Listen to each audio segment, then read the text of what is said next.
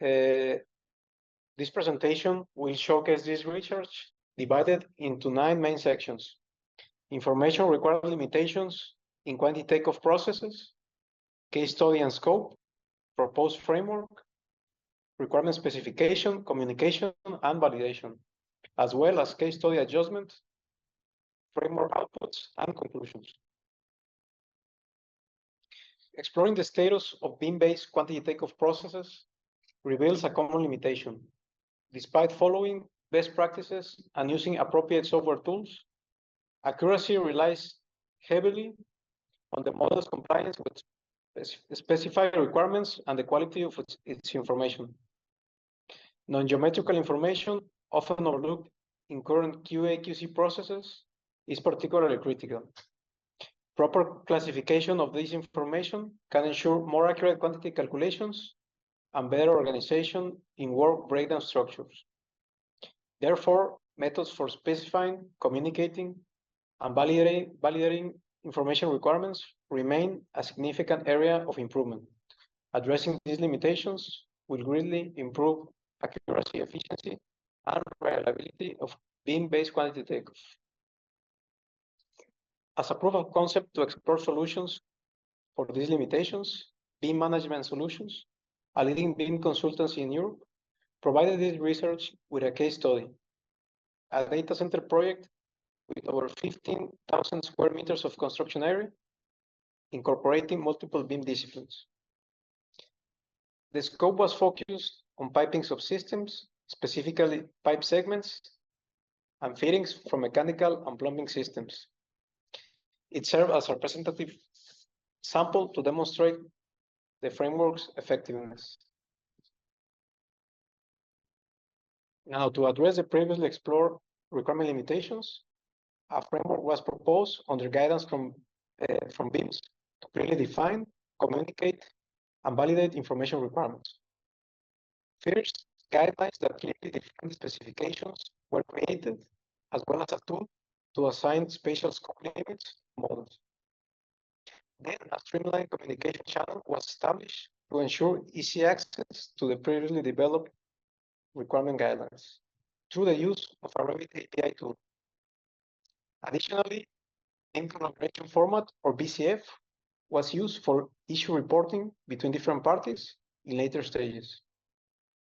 Validation processes were applied to both alphanumerical and geometrical properties to ensure they meet the requirements.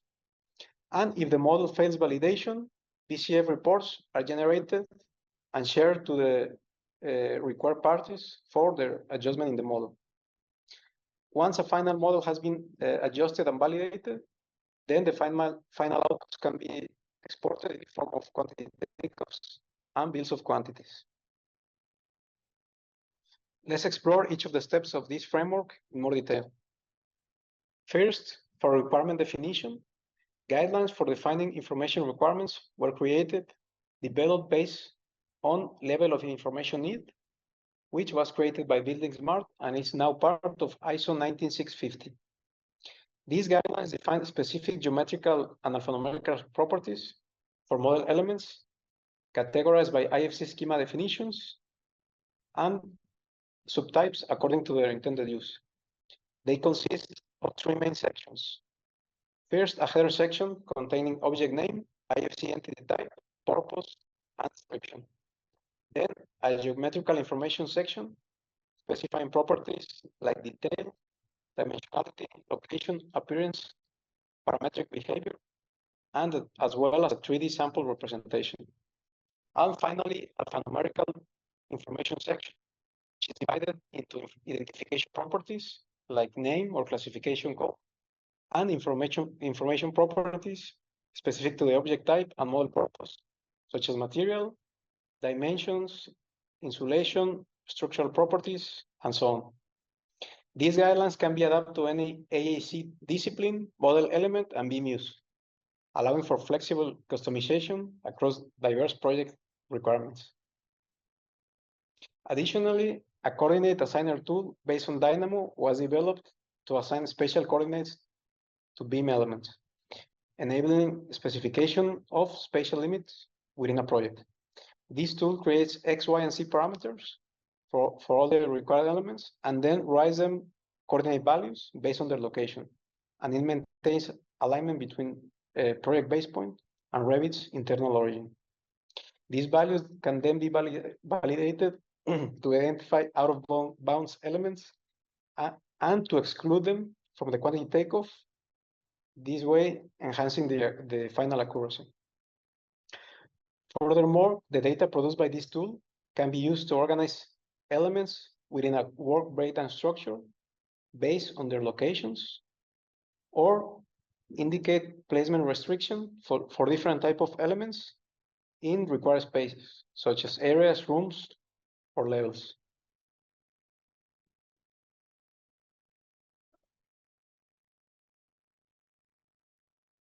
Additionally, for the alphanumerical information specifications, a machine-readable process was implemented.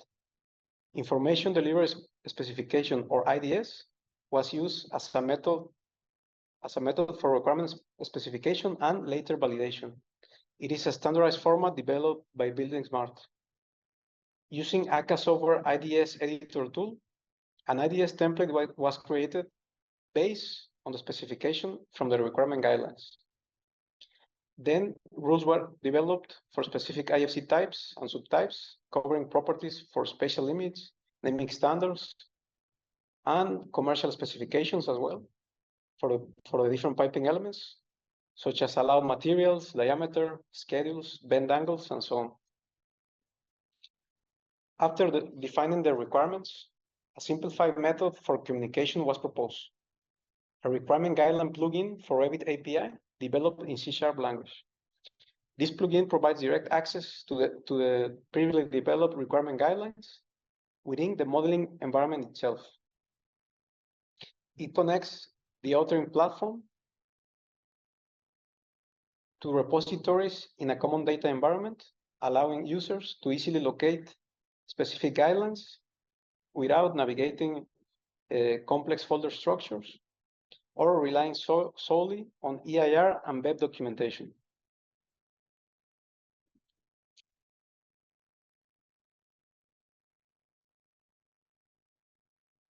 This tool features two main functionalities.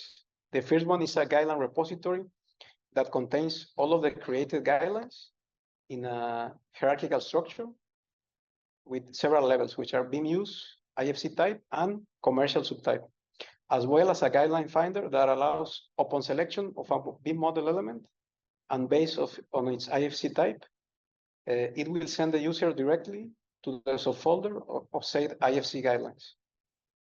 With this tool, guidelines can be accessed quickly and easily by appointed parties, simplifying the requirement communication process. After defining this communication channel, requirement validation processes then began, first with geometrical information validation. The case study model was exported to IFC and then imported into specialized software Vexel Manager, where selection sets were created for piping elements.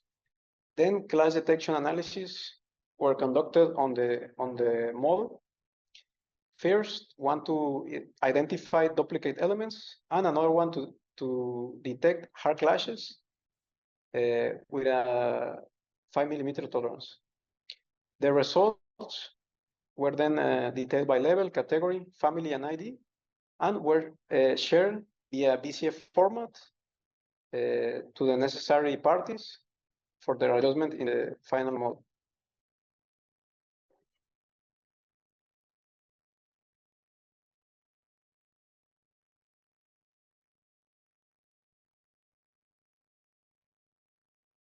In the next step, alphanumerical properties were also validated with a machine-readable process using IDS.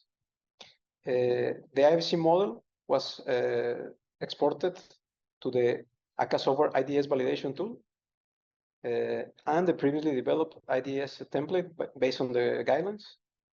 And this validation reveals hundreds of elements that are out of scope, spatial scope, as well as thousands of discrepancies in alphanumerical parameters, either from missing or erroneous information in these alphanumerical parameters.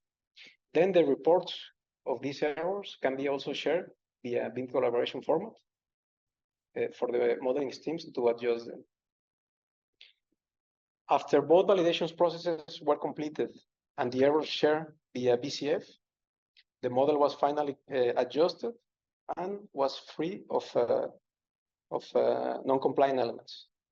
This included removing elements that were out of scope of the allowed coordinate limits, and implementing standardization, both in naming standards, allowed properties, and so on.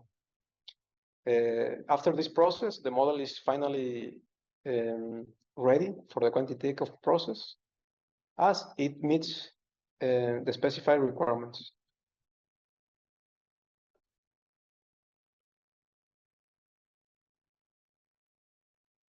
Then this validated model is imported into specialized software, Vexel Manager. Selection sets are created based on different parameters, such as building level, map system, materials, and so on.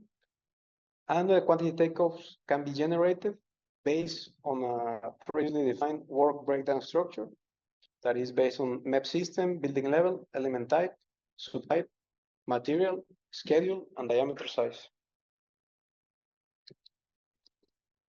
After the quantity takeoff has been generated, then cost estimations can be developed, creating cost classifications in the software.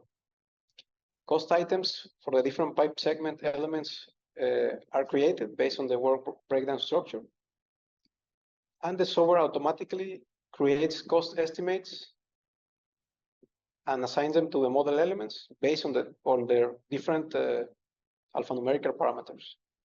Finally, these estimates can be exported into bills of quantities, detailing material, quantities, unit costs, cost by levels, and total project costs. And additionally, to demonstrate one of the possible potential uses of validated models with correct information requirements, an interactive cost estimation report was created integrating the BIM model with the QTO and cost data. This data was exported from Vexel Manager and imported into Power BI, where custom breakdowns can be organized and visualized with different graphs and filters. Then the IFC model can be connected to this interactive report with the use of a speckle, a BIM connector tool, allowing dynamic interactions. For instance, when selecting a specific category in the graphs or in the cost classification, or even in the model itself, the whole information will update. The graphs will update, and the cost classification will also update. This integration allows stakeholders to analyze cost estimates in a more interactive manner.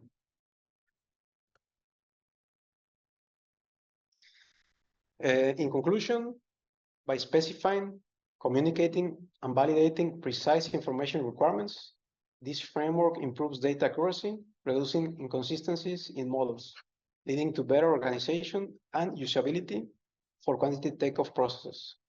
Furthermore, it is important to note that the tools developed for this framework, such as the requirement guidelines, the requirement finder plugin, the coordinate assigner tool, and the interactive dashboards, can be used for other BIM uses, or for other BIM processes, let's say. Additionally, it was noted during the process that the recently approved IDS, or Information Delivery Specifications, proved to be an effective tool for automatic validation of BIM requirements. And similarly, BIM collaboration format was very useful to communicate issue data or issue reports between different platforms and users. Overall, this framework provided a reliable and efficient approach to managing BIM requirements, resulting in more accurate and reliable outcomes. Thank you very much.